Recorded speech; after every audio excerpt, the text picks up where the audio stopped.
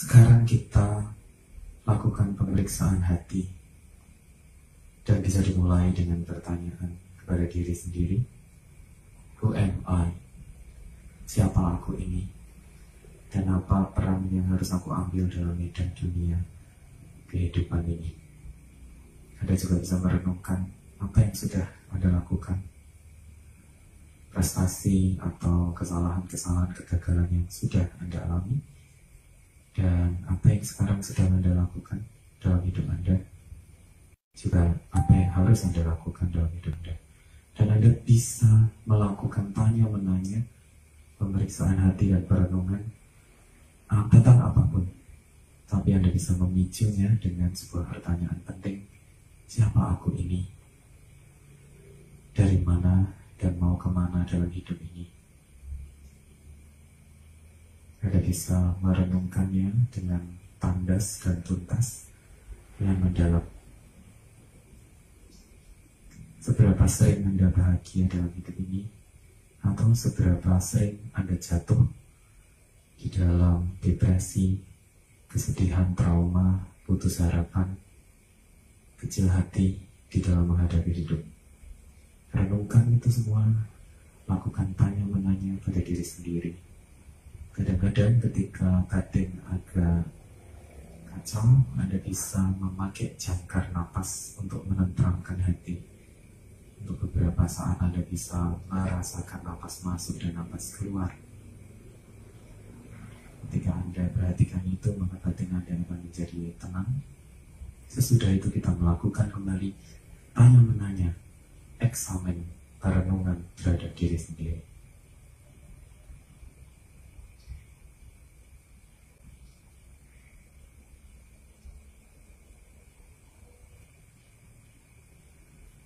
Apakah ada nilai-nilai atau asas dan dasar yang memandu hidupku di dalam kehidupan sehari-hari, atau aku hanya menjalani hidup sesuai dengan arah dari dunia, angin dunia yang tidak tentu arah, atau aku mengambil sikap atas hidupku, mengambil pilihan, mengambil risiko, dan kemudian dengan kemauan yang kuat mengarahkan hidupku sesuai dengan nilai dan tujuan hidup.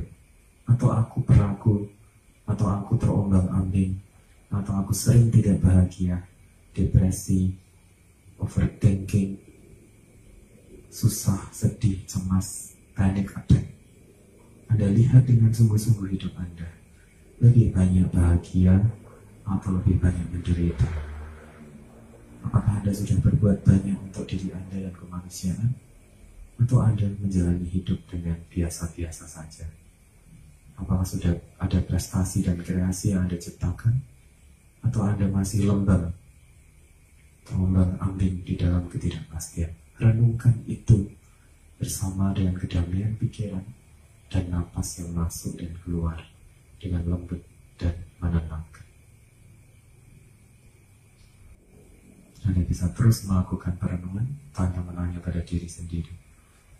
Tubuh yang stabil, tidak bergerak-gerak, terutama tangan dan kaki, batin yang sangat tenang, dan kita masuk introspektif sekali, melihat ke dalam, mawas diri. Apakah Anda sudah berbagi suka dan duka pada orang sekeliling Anda?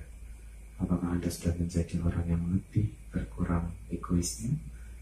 Apakah Anda sudah menjadi seorang yang empathetic listeners, mendengar yang empatif dan menyenangkan, yang saling menguatkan satu sama lain? Atau apa yang harus Anda lakukan di dalam dunia ini, di dalam kerjaan Anda, di dalam tugas Anda, di dalam semua kesibukan, di dalam kehidupan Anda? Manfaat apa yang sudah Anda bawa untuk diri sendiri dan orang lain? Renungkan itu. Lihat dengan jujur, dengan jelas, apa yang sudah aku capai atau yang belum, apa yang sekarang harus aku capai, dan apa yang harus aku lakukan dalam hidupku untuk menjadi orang yang lebih baik, lebih bahagia, lebih berdaya, lebih bisa berdamai dengan diri dan keadaan.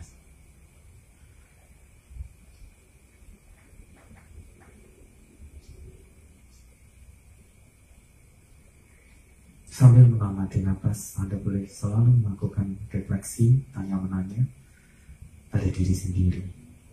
Apa nilai-nilai penting dalam hidupku? Apakah aku sudah mengambil tanggung jawab sepenuhnya untuk kebahagiaan hidupku?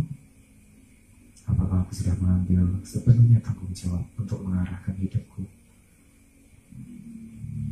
dan menghadapi halangan-halangan kesulitan, masalah, kesusahan, stres di dalam hidup sehari-hari? Renungkan ini time and again, lagi dan lagi dengan jujur.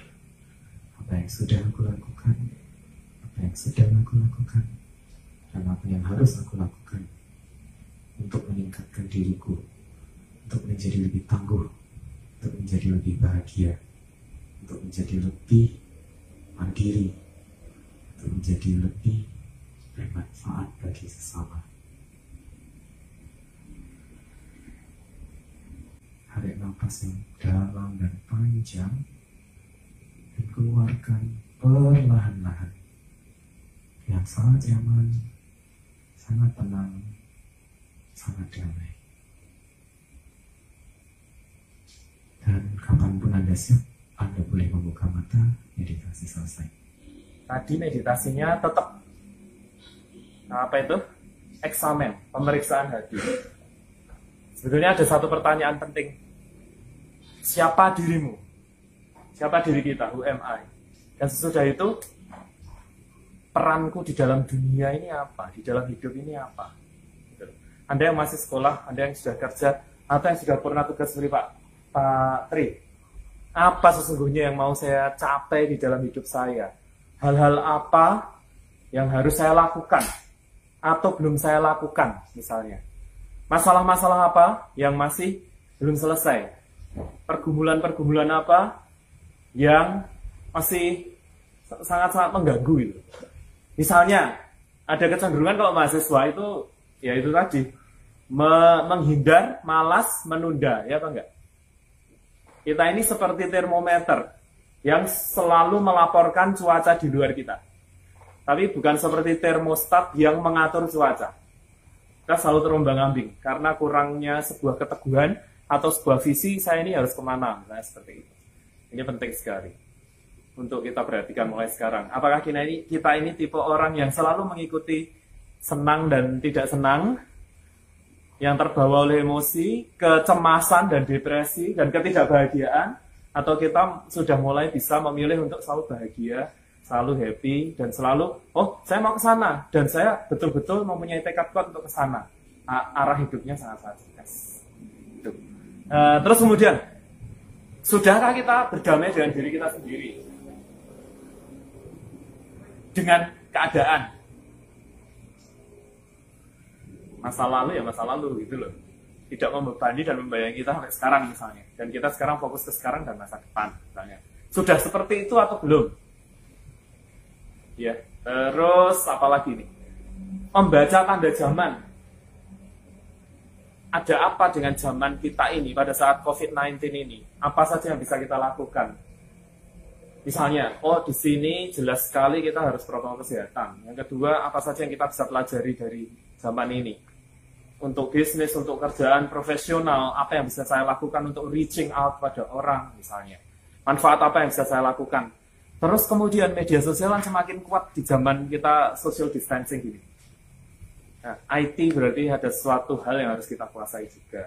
Zoominar juga sesuatu yang mungkin sudah sangat-sangat penting ya kita lakukan. Terus kemudian secara psikologis, yang paling penting ini, hampir semua masalah, 75% itu sangat-sangat bersifat psikologis.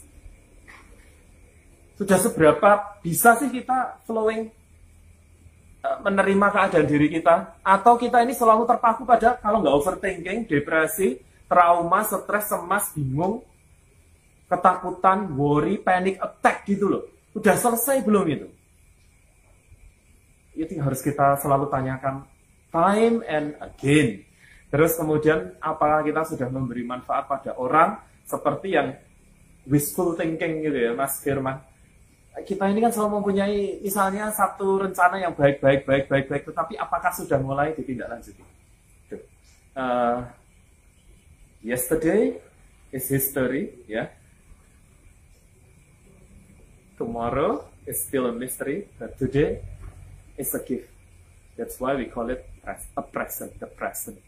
Masa lalu itu tinggal memori-memori aja, masa depan masih misteri bagi kita, tapi hari ini itu sebuah hal yang harus kita genggam.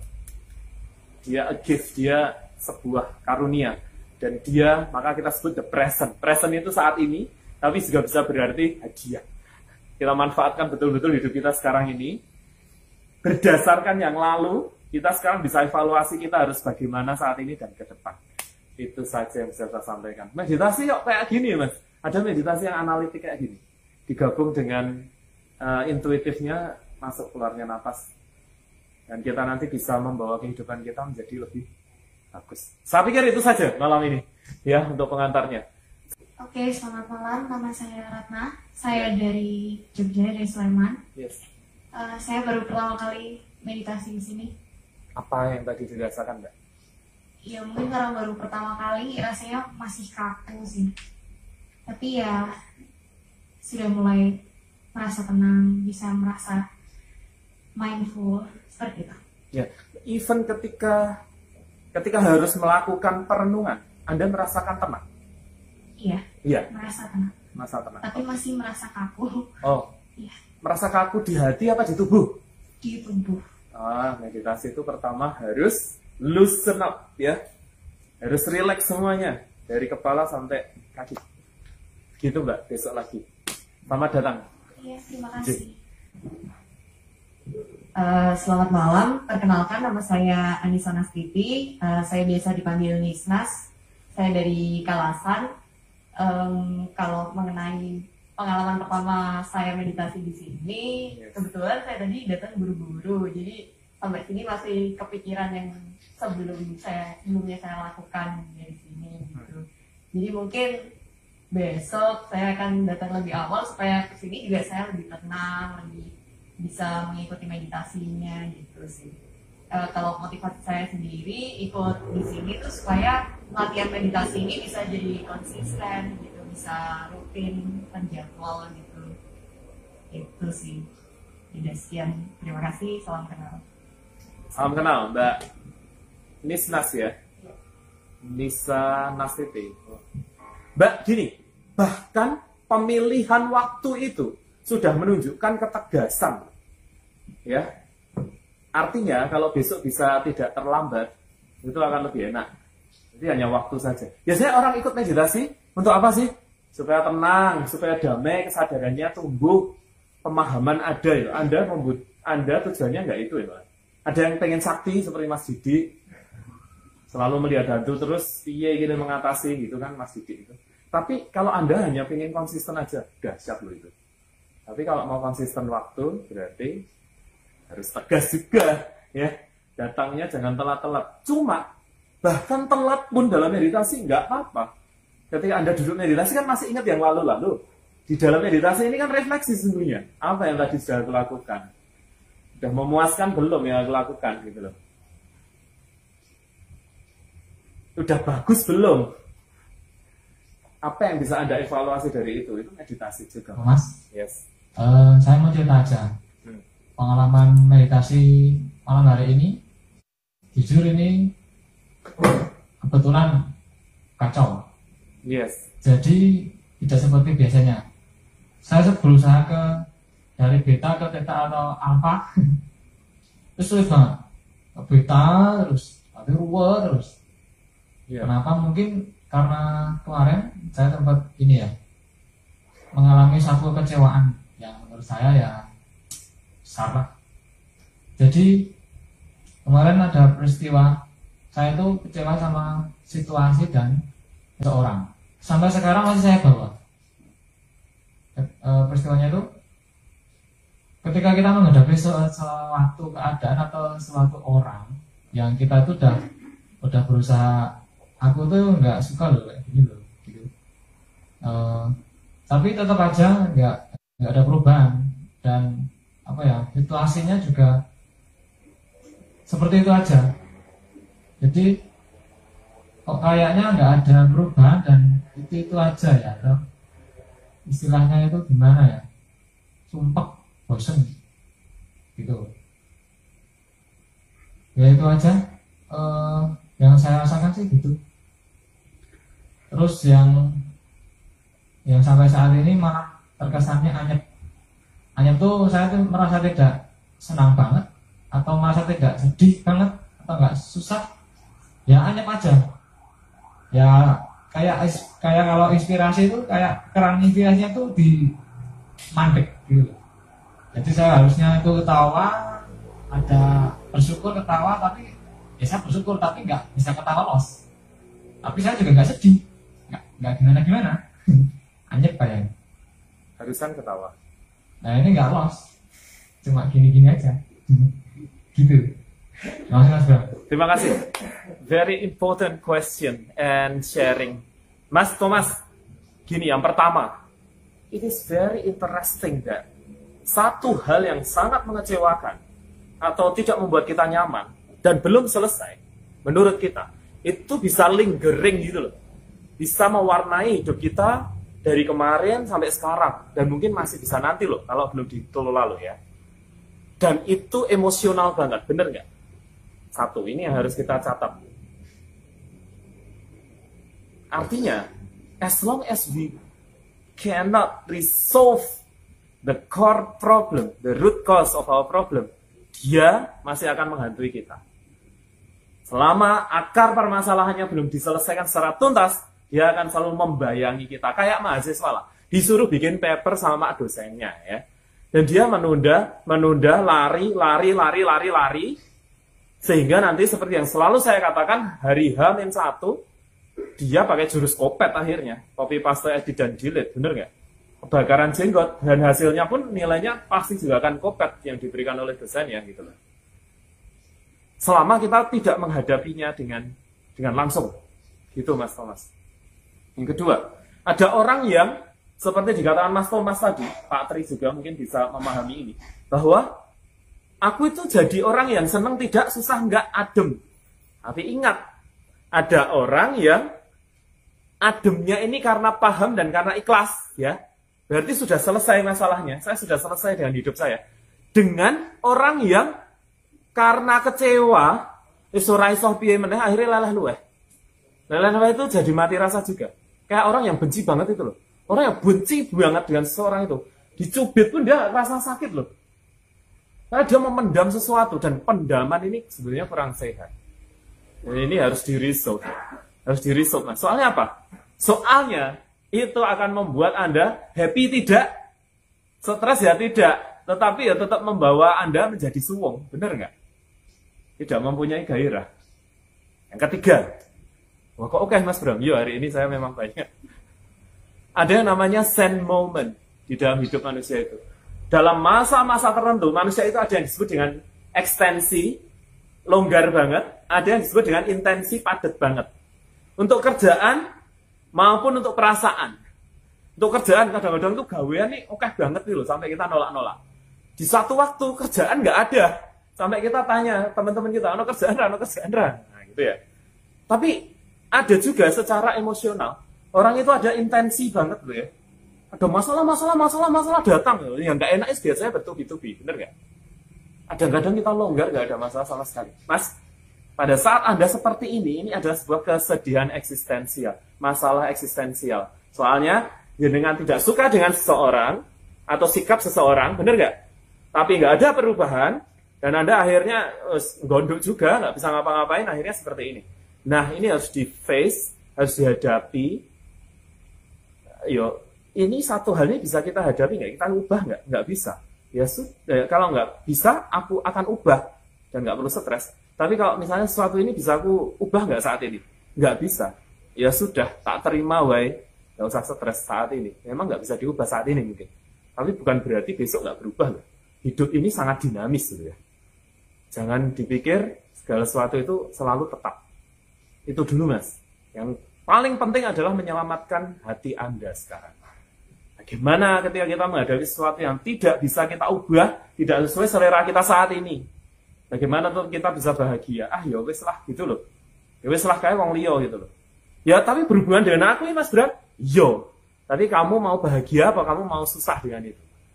Nanti coba direnungkan, Mas. Oh, hari ini memang kita eksamen, perenungan. Kalau Anda katakan, saya kok selalu di beta, Mas. Tidak bisa ke alfa, apalagi ke delta. Itu pun keinginan. Nggak perlu seperti itu. Ketika kita meditasinya perenungan, even ketika turbulensinya itu sangat besar, malah sangat bagus. Soalnya itu bahan bakarnya orang meditasi perenungan itu justru masalah dan kesusahan dan kesedihan, Mas. Jadi kalau Anda pikir, kok aku rasa tenang ya ini mau? Kok pikiranku selalu berkecamuk? Bagus. Berarti ada sesuatu yang harus Anda lakukan dan harus Anda selesaikan. Minimal untuk sementara di dalam hati Anda, iya caranya ya lah sementara ini aku tak, ya sudahlah, ikhlas semeleh. Itu, Mas, dari saya. Nggak berkenan nggak apa-apa, nanti kita bisa lanjutkan sesudah sesi ini. Ya. Terima kasih, Mas. Ya, siap. Monggo. Saya Sadam. Ribun. Ini mau ngasih testimoni, bukan bertanya. Mumpung sepian, jadi bisa ngomong saya. Jadi sebenarnya ini udah 1 tahun, pas dari Februari tahun lalu sampai Februari ini saya ikut program meditasi sama teman saya di sini. Di sini. Ya saya ingin memberikan sedikit apa yang udah saya rasakan, perubahan apa yang saya alami gitu dari program meditasi di sini. Pertama gitu kan, awalnya ekspektasi ke sini ya memang ada masalah eksistensial, benar kata Mas Bram kayak gitu. Kebanyakan ya karena masalah psikologis atau ya semacam itu. Terus ya ada masalah soal hal-hal radikal, fundamental gitu loh, Mas. Kayak misalkan apa sih tujuan hidup saya di dunia ini? Biasalah mahasiswa gitu kan, krisis identitas gitu kan. Terus ya pertanyaan-pertanyaan seperti itu akhirnya maulah kesini. Terus ya ekspektasinya bakal waktu itu mikirnya kayak datang ke sini terus ya dapat wahyu, terus habis itu langsung pulang berubah saya gitu kan. Tapi ternyata enggak kayak gitu. Memang prosesnya sampai 1 tahun sampai detik ini juga masih terus memahami diri saya apa yang saya mau. Yang paling saya ingat dari para tentor sekalian, dari Mas Bram, dari Romo, Toto, itu tuh ada beberapa yang paling mengena ke saya itu pas program meditasi. Itu yang pertama itu meditasi kesadaran mindfulness. Itu saya jadi itu teringat terus gitu dalam hidup. Kalau saya menghadapi sesuatu ya itu harus penuh kesadaran. Misalkan kayak gini, ada masalah ya itu harus dihadapi. Mau masalahnya seberat apapun itu nggak bisa diselesaikan dengan ghosting. Saya tipe orang yang ghosting sebenarnya, prefer ghosting. Kayak sampai 2 tahun, 3 tahun ghostingin orang, masalah nggak selesai gitu. Nah itu mau nggak mau ya harus dihadapi masalah tersebut gitu. Karena itu udah sebuah keniscayaan hidup. Layaknya meditasi, kita berusaha tenang, berusaha fokus, tapi dengan suara motor, ada nyamuk gitu kan. Ya itu dia ibaratkan sebagai masalah-masalah hidup yang itu kan hal-hal yang nggak bisa kita kontrol seperti itu. Jadi itu kena banget ke saya, dan itu ngaruh ke perjalanan saya buat menemukan berusaha menemukan jawaban dari pertanyaan-pertanyaan saya. Kemudian yang kedua itu juga mantra Mas Bram itu juga pernah bilang soal mantra kesadaran yang saya itu lagi ngapain. Itu juga seringkali kan saya ngeblank, kayak saya terdistrak gitu kan. Jadi sekarang setiap melakukan sesuatu saya seakan-akan sedang bermeditasi juga. Setiap hari sepanjang waktu itu saya bermeditasi gitu.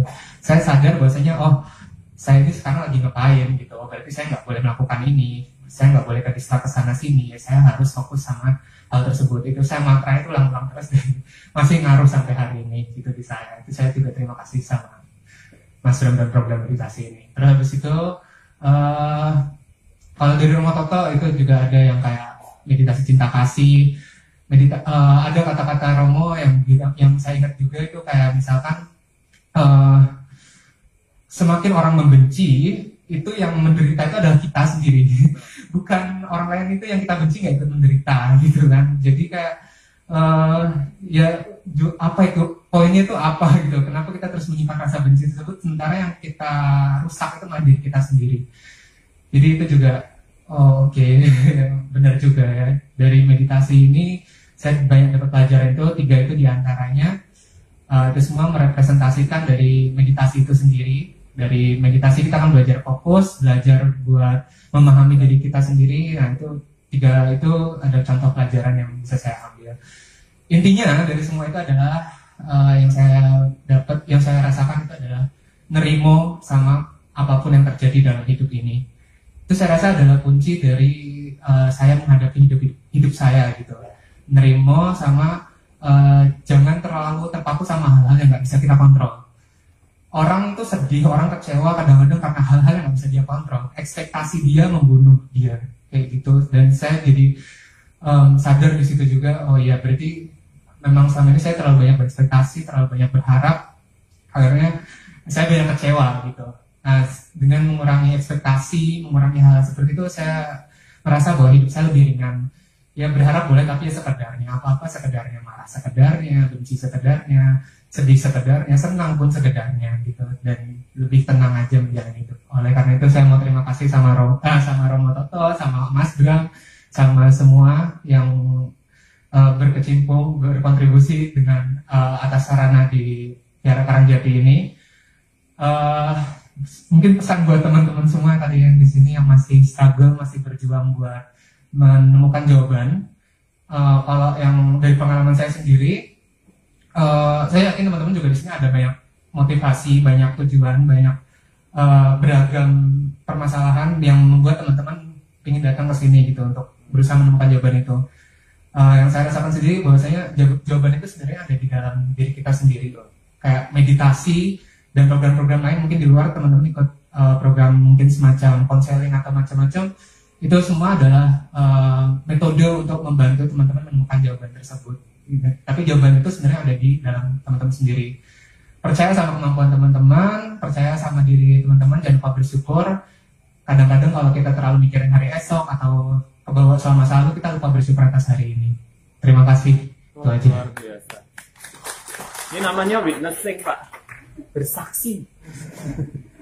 Nah, oke, baik. Jadi kalau mau mencari wahyu itu apa?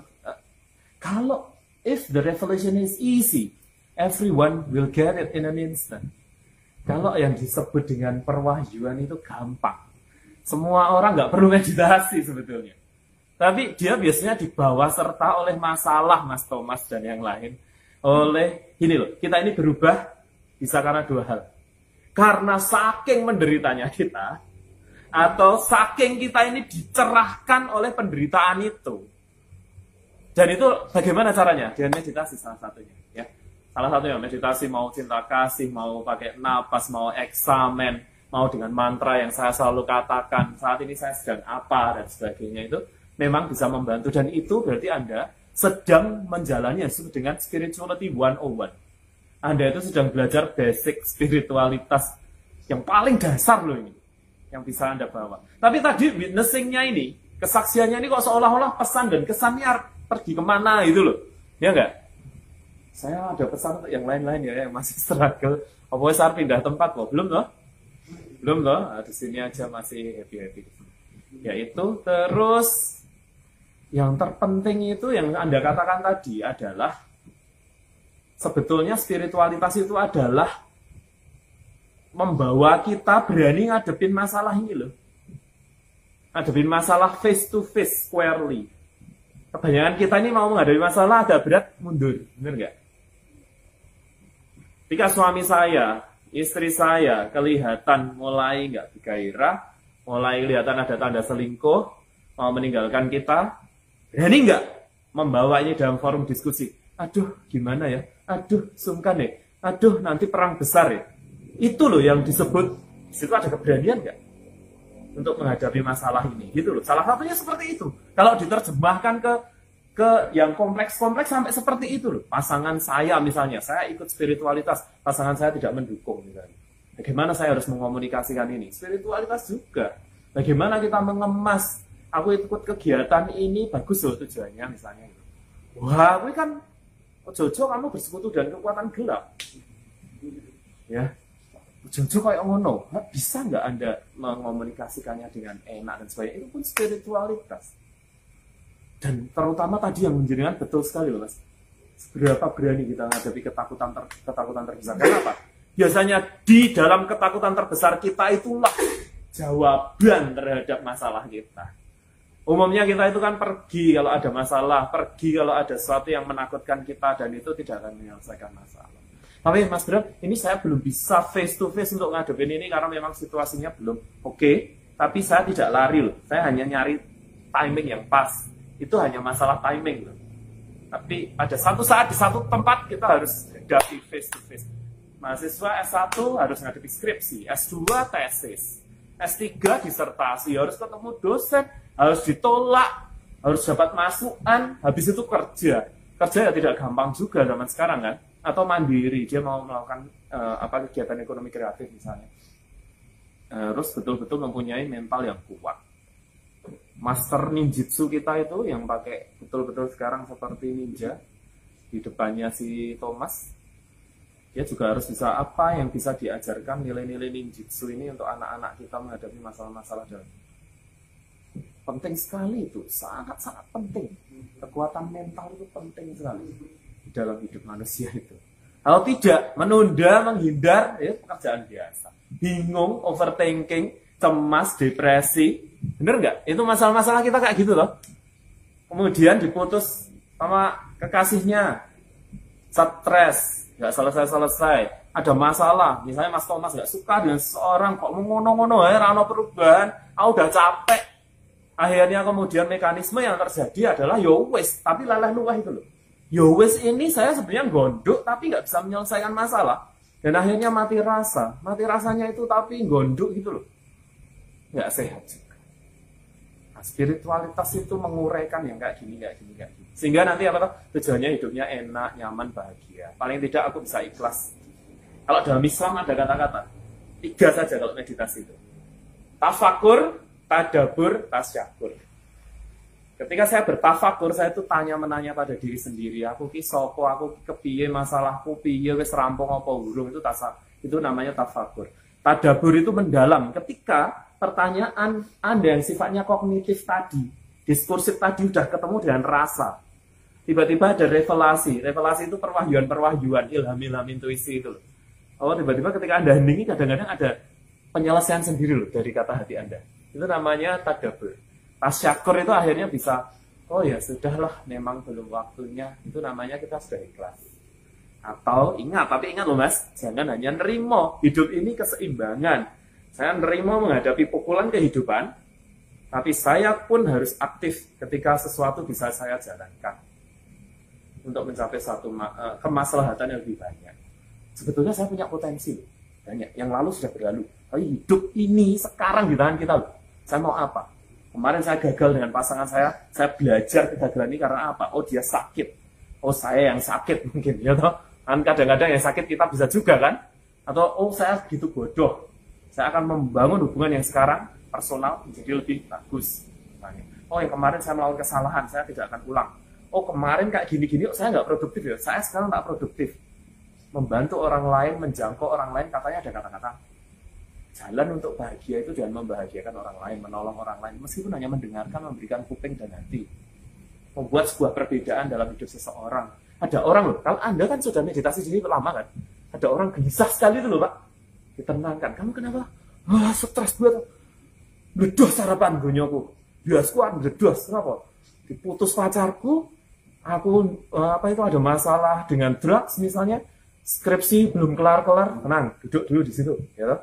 Aku transfer energi mau nggak kamu? Oh iya loh, iya duduk tenang ya, relax ya, atur nafas, tak transfer energi, dia tenang aja, kita sudah berbuat baik bersama orang itu. Energi kita metu tenan apa orang? It's a different matters gitu kan. Tetapi bahwa ada nawa itu ada niat saya mau membantu orang dan itu membawa kemanfaatan. Nah saudara, ada orang bingung, weh apa weh? Aku stres panik attack. Jantung kok berhenti, saudara malah nyedak dan merasa karena peka loh.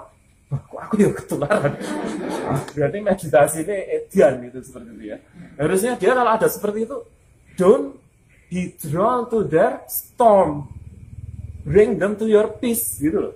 Jadi kalau ada orang kacau, jangan terseret oleh kekacauan mereka. Anda harus membawa mereka ke dalam kedamaian Anda. Ditenang kayak gitu loh, tenang. Istighfar, nah Islam gitu ya. Istighfar, tarik nafas, ya loh. Tarik nafas, buang nafas, 3 kali aja, tenang sekali, sembuh kamu nanti. Gitu loh caranya. itu berarti Anda membawa manfaat. Dan lihat, ketika Anda mulai berbuat baik pada orang lain, memberi, bersedekah, membuat sesuatu, reaching out kepada orang, Anda pun akan bahagia. Pasti bahagia. Karena kita sekarang nggak pernah melakukan sesuatu yang bermanfaat untuk orang lain, yang aja begini kita. Tapi begitu kita bersedekah, membantu orang, yang kita dapat di sini ini kan sesuatu yang sebetulnya bagi kita biasa. Tapi bagi orang lain mungkin luar biasa loh. Praktek kita seperti ini, bertafakur bersama seperti ini. Nah, ketika kita bisa bagikan pada orang lain yang sedang stres, sedang bingung, paling tidak kita berani ngadepin orang patah hati. Dengerin, ada masalah apa kamu? Ini tak dengerin, meskipun ya karo menang wae, sebetulnya kan saudara sudah bisa ngatur pikiran toh dalam meditasi. Kelihatannya saudara mendengarkan orang meskipun pikirannya ruwet, gitu. Ya tidak di situ dengerin orang tapi asal oh ya, oh ngono to. Oh, oke, wis. Ono lega ya toh padahal ade mau ngomong apa toh? Maksudnya kamu tahu yang diomongkan temanmu enggak? Tapi yang pasti dia lega. Itu salah satu yang manfaat yang harus kita bawa. Reaching out. Kita harus reaching out. Setelah kita membereskan diri kita, reaching out. Ada yang seperti violinis kita ini, ahli biola kita ini, dia meditasi tanya-menanya aja dengan rasa. Bisa loh kamu in sync dengan nada-nadanya seperti Pythagoras itu, ya. Ini aku harus augmented di dalam musikku atau aku diminished, ya. Aku sudah mencapai nadir, aku mau ke zenith dalam musikku. Itu bisa dicapai juga harmoni itu. Ketika Anda sudah berdamai, in-sync dengan batin Anda berdamai dengan semesta, segala sesuatu bisa muncul. Dan itu disebut revelation juga, Mas. Wahyu aja, cuma Anda yang nggak ngerti bahwa itu perwahyuan juga.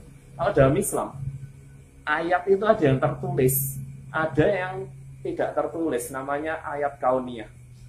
Semesta ini semuanya ayat yang bisa dibaca. Kalau saudara sudah peka, semuanya bisa dibaca. Oh, ketak-ketiknya ini ngerti, oh ini berarti Mas Bram harus segera selesai ngomongnya. Orang rampung-rampung ngono kuwi lho. Saya juga harus bisa membaca seperti itu peka gitu. Ya kan? Ya makanya saya diam sekarang. Dan Thomas, selama masalahmu itu Tom belum selesai di akar, kamu akan tetap seperti itu standar wajahmu ya. Tenang. Soalnya dia linger di dalam itu. Kayak nek jero kuwi panas itu loh, Pak. Kita benci dengan seseorang atau kita sedang stres sekali, selama apinya di dalam belum padam, yang tampil di luaran juga akan standarnya seperti itu. Tapi kalau orang sudah ikhlas, tenang, masalahnya rampung, ya sudah nyantai. Oh ini nanti agak lama sedikit pembicaraannya, saudara tidak ngedumel ketika Anda tenang loh. Ini nek kesusu atau iki ngopo atau iki kesuwen banget sih berarti kok orang rampung ngono ya. Dari standar duduknya aja sudah nggak jelas. Usah kayak kodo. Menulis ketok. Hanya saya doakan sehat, penuh dengan vitalitas, makan enak, tidur nyenyak, harmonis dengan pasangan, dengan istri, dengan suami, bebas dari COVID-19, bahagia. Dan yang belum selesai masalahnya seperti Thomas, segera paling tidak bisa mengikhlaskan itu sedikit demi sedikit. Tidak, itu proses, Mas. Tapi tujuan orang belajar spiritualitas jalan rohani itu adalah dari tidak bahagia menjadi bahagia, dari penakut jadi pemberani, dari tidak tetap hatinya menjadi teguh hatinya, dari tidak bisa mengambil keputusan dalam hidup, berani mengambil keputusan dengan segala risikonya. Nah itu sendiri adalah perwahyuan, Mas. Sebuah revelasi yang penting dalam hidup kita. Itu saja. Semoga semuanya bahagia.